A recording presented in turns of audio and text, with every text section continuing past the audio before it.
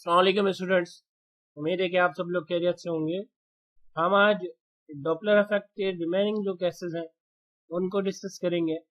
जैसा कि लास्ट के लेक्चर के अंदर हमने डॉपलर इफेक्ट और उसके केस नंबर 1 को डिस्कस किया था, जिसमें हमने ये देखा था क्या एक सोर्स जो कि रेस्ट में था और ऑब्जर्वर उससे करीब या दूर आ जा रहा था, जिसकी वजह से अपेरेंट फ्रीक्वेंसी इंक्रीज या डिक्रीज हो रही थी। इसी तरीके से आज हम केस नंबर 2 को डिस्कस करेंगे, लेकिन यहाँ पर हमने क्या किया हुआ है, हमने ऑब्जर्वर को रेस्ट में लिया हुआ है और सोर्स अब मोशन करे।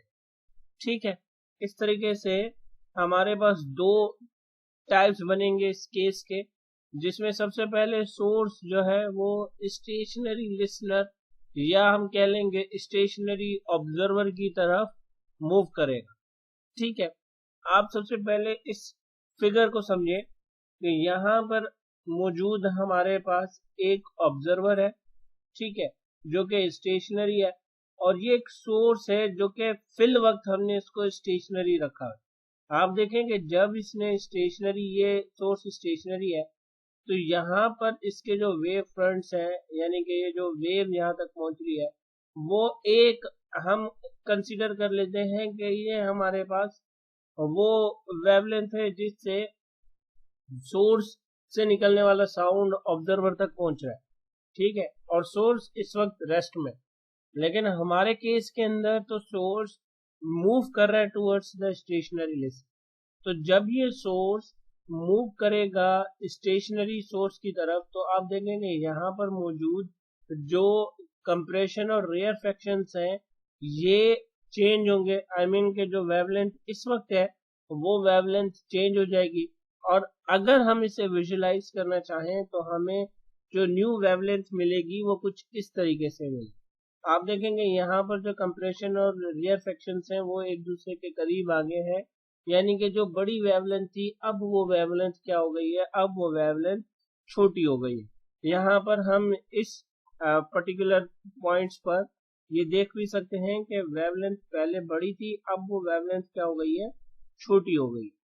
ठीक है, तो यहाँ पर ये जो चेंज इन वेवलेंथ आ रहा है, इस चेंज इन वेवलेंथ को हम किस तरीके से लिखेंगे, हमें मालूम है कि फंडामेंटल जो फार्मूला है स्पीड ऑफ साउंड का या स्पीड ऑफ वेव का, वो है एफ प्रोडक्ट ऑफ वो फ्रीक्वेंसी एंड लेमडा, यानी कि वेवलेंथ। तो अगर मुझे यहाँ पर लेमडा मालूम करना है, स्पीड ऑफ सोर्स जिससे ये मूव कर रहा है टुवर्ड्स द ऑब्जर्वर, तो यहाँ पर Vs आ जाएगा, और इसकी वजह से वेवलेंथ में चेंज आ रहा है, तो हमने यहाँ पर चेंज इन वेवलेंथ लिख दी। अब देखेंगे फ्रीक्वेंसी यहाँ पर मल्टीप्लाई कर रहा है, लेफ्ट हैंड साइड पर जाकर ये डिवाइड करेगा, तो इट बिकम्स डेल्टा वेवलेंथ, यानी कि change in wavelength is equal to Vs upon में F हो जाएगा। ठीक है, ये वो चेंज इन वेवलेंथ है जो कि यहाँ पर हमें मिल रही है इस वजह से कि सोर्स ने मूव किया है टुवर्ड्स द ऑब्जर्वर। अब देखेंगे यहाँ पर सोर्स ऑब्जर्वर के करीब जा रहा है, तो डिस्टेंस जो है वो क्या हो रहा है, कम होता जा रहा है। अगर डिस्टेंस कम होता जा रहा है तो हम जो एक्चुअल फ्रीक्वेंसी थी उस एक्चुअल वेवलेंथ में से जो हमारे पास यहाँ पर ये जो चेंज इन वेवलेंथ आया है, इससे हम क्या कर देंगे, इससे हम माइनस कर देंगे ताकि हमें नेट वेवलेंथ मिल जाए। ठीक है, तो lambda prime is equal to lambda minus delta lambda हो जाएगा। ठीक है, यहाँ पर हम देखेंगे अगर ये जो एक्चुअल वेवलेंथ है वो हमारे पास किसके बराबर, V अपॉन एफ के बराबर हो जाएगी, माइनस सेम ये जो चेंज इन वेवलेंथ है ये हमारे पास किसके बराबर हो जाएगी, Vs उस स्पीड ऑफ सोर्स जिससे वो मूव कर रहा है टुवर्ड्स द ऑब्जर्वर अपॉन में फ्रीक्वेंसी। यहाँ पर मैंने लिख भी दिया कि ये जो लेमडा है ये एक्चुअल वेवलेंथ है, और ये जो डेल्टा लेमडा है ये चेंज इन वेवलेंथ है, ताकि आपको और मजीद आसानी हो। ठीक है, अब हम क्या करेंगे, आप देखेंगे यहाँ पर हम एलसीएम ले सकते हैं, तो हम एलसीएम लेंगे। एलसीएम के लिए आप देखेंगे डिनोमिनेटर सेम है, तो जब डिनोमिनेटर सेम होती है तो एलसीएम भी सेम आता है, और जब डिनोमिनेटर ही एलसीएम हो तो फिर न्यूमरेटर्स भी हम एज इट इज वैसा के वैसे लिखते हैं। तो यहाँ पर डिनोमिनेटर सेम है तो एलसीएम भी वही आएगा, और फिर न्यूमरेटर भी हम वैसे के वैसे रखेंगे, तो हमारे पास जो लेमडा प्राइम मिलेगा वो कुछ इस तरीके से मिलेगा कि v minus V S upon में एफ हो जाएगा। होप सो कि आपको यहाँ तक बात समझ में आ रही होगी। ये तो बात हुई वेवलेंथ की। अब हमें इन टर्म्स ऑफ फ्रीक्वेंसी देखना है, तो आप देखेंगे फ्रीक्वेंसी हमारे पास बराबर, अब यहीं से अगर मेरे पास v is equal to f lambda है, ठीक है ना, एफ लेमडा यहाँ पर मौजूद है। अगर मुझे फ्रीक्वेंसी मालूम करनी है तो ये लेमडा यहाँ से ड्राइव करवा देंगे और मल्टीप्लाई हो रहा है वहां जाकर, यानी कि लेफ्ट हैंड साइड पर ड्राइव होगा तो डिवाइड करेगा, तो f prime is equal to we upon lambda prime हो जाएगा। अब लेमडा प्राइम की वैल्यू हमने मालूम की है, अब ये भी थोड़ी देर पहले मालूम की है, तो ये हो जाएगा v minus V S upon में f हो जाएगा। तो f prime is equal to v upon v minus V S upon में f हो जाएगा, ठीक है। अब यहाँ पर आप देखेंगे ये जो फ्रीक्वेंसी यहाँ पर है वो डबल अपॉन के अंदर, तो डबल अपॉन के अंदर जब फ्रीक्वेंसी हो तो हम इसे ऊपर मल्टीप्लाई करवा सकते हैं, और ये हो जाएगा v अपॉन में v minus V S multiply by F. हम चाहें तो इस पूरी वैल्यू को ब्रैकेट में भी लिख सकते हैं, तो ये हमारे पास फॉर्मूला आ जाएगा। अब यहाँ पर जो बात समझने की है वो ये है कि मान लेते हैं कि हम v फॉर सपोज हम ले लेते हैं 4, ये मैं जस्ट आपको समझाने के लिए कह रहा हूँ, और जिस स्पीड के साथ सोर्स ने मूव किया है टूवर्ड्स ऑब्जर्वर वो हम ले लेते हैं, यानी कि वी एस हम ले लेते हैं 2, ठीक है। तो आप देखेंगे ऊपर तो आ जाएगा इस रेशियो में 4 और अपॉन में आ जाएगा 4 माइनस 2, यानी कि जो वैल्यू है उसमें से हम कुछ ना कुछ माइनस कर रहे हैं और वो भी डिनोमिनेटर के अंदर। तो हमारे पास जो फैक्टर आएगा, जो रेशियो आएगा वो ग्रेटर देन 1 आएगा, क्लियर। जब भी डिनोमिनेटर में, ऊपर न्यूमरेटर तो देखेंगे v है, अब डिनोमिनेटर में हम v में से कुछ माइनस कर रहे हैं तो हमारे पास डिनोमिनेटर में वैल्यू छोटी आएगी, और फिर जब हम न्यूमरेटर को डिनोमिनेटर से डिवाइड करेंगे तो हमारे पास जो रेशियो आएगा वो रेशियो ग्रेटर देन 1 होगा। तो यहाँ पर इस सब को मैंने कुछ इस तरीके से लिखा है, एक मिनट में इसको रेस कर दूं ताकि आपको आसानी से। अब देखें यहाँ पर कि यहाँ पर ये शो हो रहा है कि v upon v minus S is greater than 1, जैसे कि मैंने आपको समझाया यहाँ पर, जिसकी वजह से ये जो f प्राइम है, यानी कि ये जो f प्राइम हमने मालूम किया, ये जो अपेरेंट फ्रीक्वेंसी हमने मालूम की वो ग्रेटर देन होगी एक्चुअल फ्रीक्वेंसी। तो हम यहाँ पर लिखेंगे कि दिस रिजल्ट शोज के अपेरेंट फ्रीक्वेंसी इंक्रीजेज, और हमारे पास जो अपेरेंट फ्रीक्वेंसी है वो ग्रेटर देन होगी एक्चुअल फ्रीक्वेंसी की। तो होप सो के यहाँ तक आपको बात समझ में आ गई होगी। अब हम बात करेंगे source move away from the observer. अब सोर्स जो है वो दूर जा रहा है ऑब्जर्वर से, यानी कि जो लिसनर है उससे दूर जा रहा है।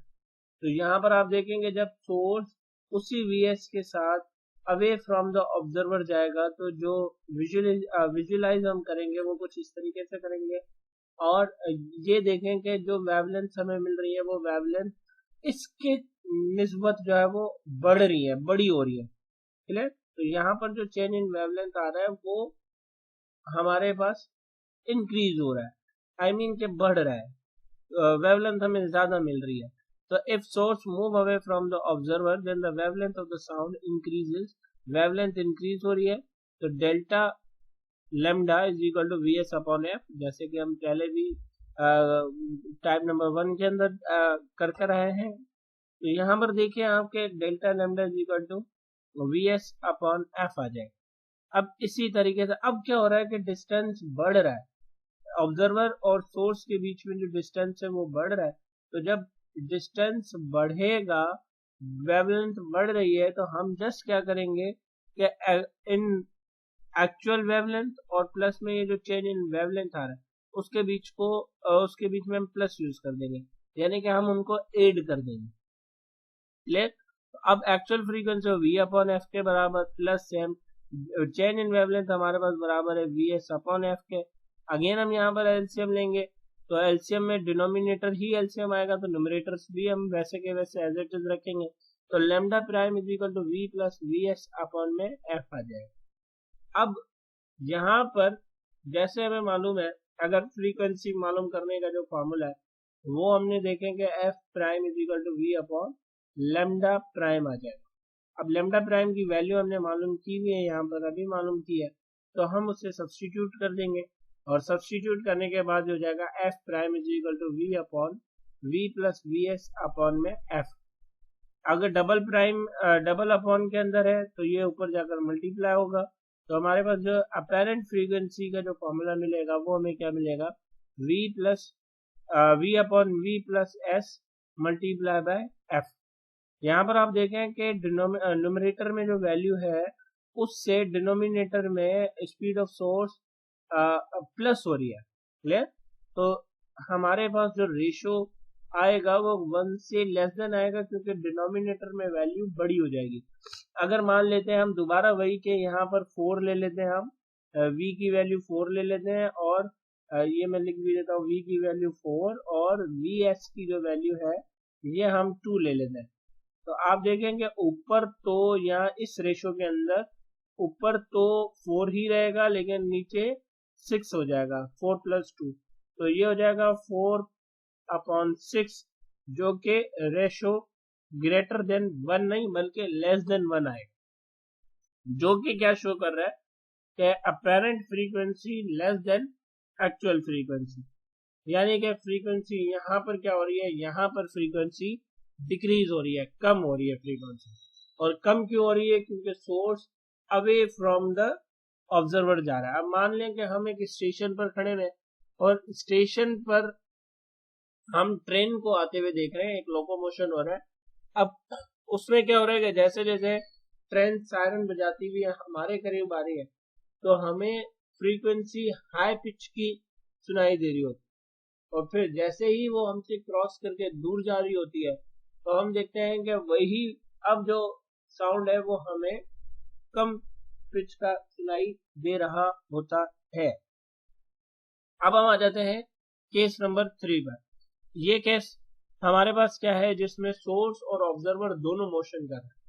पहले केस में हमने पढ़ा कि सोर्स रेस्ट में है, ऑब्जर्वर टुवर्ड्स और अवे फ्रॉम द सोर्स आ जा रहा है, और फिर दूसरे में हमने देखा कि सोर्स रेस्ट में है, आई मीन के ऑब्जर्वर रेस्ट में है और सोर्स जो है वो मूव कर रही है। अब यहाँ पर केस नंबर 3 के अंदर क्या है कि दोनों मोशन कर रहे हैं, ऑब्जर्वर और सोर्स दोनों मोशन कर रहे हैं। तो अब इसके लिए हम क्या करेंगे, अब इसके लिए हम अपने जो केस नंबर 1 और 2 है दोनों को यूज करेंगे। अब केस नंबर 1 के अंदर जब ऑब्जर्वर मूव कर रहा था टुवर्ड्स द सोर्स तो हमें फ्रीक्वेंसी मिली थी, वो फ्रीक्वेंसी क्या थी, v plus we not upon v multiply by f, जो अपेरेंट फ्रीक्वेंसी मिली थी। और फिर सेकंड केस के अंदर जब सोर्स मूव कर रहा था टुवर्ड्स द ऑब्जर्वर तो हमें अपेरेंट फ्रीक्वेंसी का फॉर्मूला मिला था f prime is equal to we upon v minus V S multiply by f. अब इन दोनों को जब हम मिला के लिखेंगे तो हमारे पास जो फॉर्मूला बनेगा वो ये बनेगा कि F prime is equal to we plus we not upon में V minus V S multiply by F. तो आप देखेंगे यहाँ पर वी नॉट, आप वी नॉट को वी एस भी सपोज कर सकते हैं, तो ऊपर जो वैल्यू प्लस हो रही है नीचे उस v की वैल्यू में से माइनस किया जा रहा है। ठीक है, आप देखेंगे v प्लस वी नॉट है, v में वी नॉट एड हो रहा है, नीचे डिनोमिनेटर में v में से v माइनस v में से वी एस माइनस हो रहा है। तो मीन टू से यहाँ पर न्यूमरेटर में वैल्यू बड़ी आएगी और डिनोमिनेटर में वैल्यू कम आएगी, तो जो रेशो आएगा वो रेशो ग्रेटर देन 1 आएगा। और ग्रेटर देन 1 से क्या मुराद कि जो अपेरेंट फ्रीक्वेंसी यहाँ पर मिलेगी वो एक्चुअल फ्रीक्वेंसी से ज्यादा होगी, ये बात हमें याद रखनी है। दूसरे में फिर केस नंबर 3 के टाइप 2 में जो है वो हमारे पास क्या है कि अवे फ्रॉम ईच अदर, एक दूसरे से दूर जा रहे हैं। तो जब केस नंबर 1 को हम स्टडी कर रहे थे और इसमें जब ऑब्जर्वर स्टेशनरी सोर्स से दूर जा रहा था तो जो अपेरेंट फ्रीक्वेंसी हमें मिल रही थी वो थी v minus v not upon में v मल्टीप्लाई बाय f। और फिर जब सोर्स केस नंबर 2 में सोर्स मूविंग सोर्स जो वो स्टेशनरी ऑब्जर्वर से दूर जा रहा था, तो हमें F prime is equal to we upon we plus V S multiply by F मिल रहा है। अब जब इन दोनों को हम एक साथ लिखेंगे तो अपेरेंट जो फ्रीक्वेंसी है वो हमें क्या मिलेगी, v minus v not upon में v plus V S multiply by f हो जाएगा।